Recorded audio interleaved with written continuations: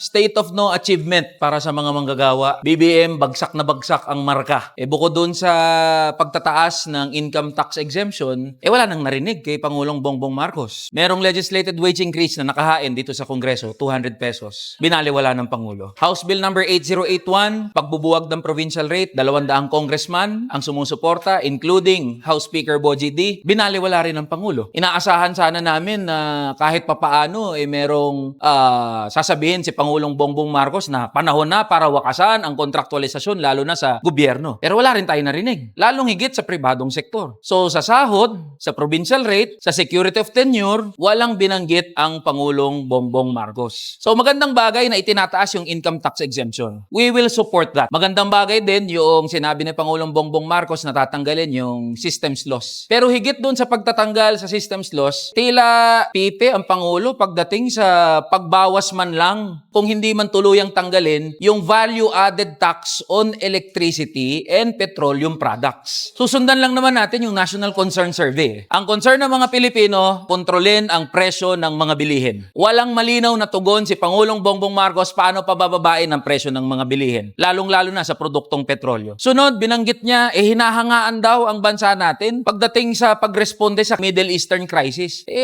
Saan bang planeta o sang Pilipinas na bubuhay si Pangulong Bongbong Marcos na pinaniniwalaan niya na hinahangaan tayo? Binabanggit niya sapat ang supply ng langis. Hindi naman supply ang problema, krisis sa pump prices. Umaaray yung mga kababayan natin sa taas ng presyo ng mga produktong petrolyo. So there is nothing new sa kanyang sinabi. Walang pwedeng maipagmalaki at ang honest reaction namin yun na yun para sa mga manggagawa. So walang po pwedeng ipagmalaki si Pangulong Bongbong Marcos kaya binabanggit namin state of no achievement para sa mga manggagawa at bagsak na bagsak ang kanyang marka para sa mga manggagawa. Doon sa pagbabanggit niya sa kanyang pinsan, binanggit niya yung flood control scandal. Kung mapapansin nyo, wala ring tapang, walang ngipin yung binanggit niya. In fact, ang sinabi niya, ipapaubaya na lang natin sa Ombudsman at sa National Prosecution Service, which is yun naman talaga yung proseso. Pero if he's really serious about taking accountability, lalong-lalo na sa mga sangkot sa flood control scandal, he could have worded it like this: lahat ng sangkot ipakukulong ko under my administration. Kahit pinsan ko pa yan, kahit anak ko pa yan, kahit kamag-anak ko yan, kahit alyado ko pa yan, ipakukulong ko yan. Pero hindi medyo nagdrama nga yung Pangulo masakit sa aking loob na sabihin to. Bakit ka pa masasaktan? Kung alam mo na sangkot yung mga alyado mo and even your relatives sa kalokohan ng flood control scandal, wag ka masaktan. Dapat matuwa ka kung makukulong yung mga yan. So kaya hindi nakakatuwa rin yung binanggit niya. Kung yun yung sinasabi na pasabog dito sa SONA ni Pangulong Bongbong Marcos,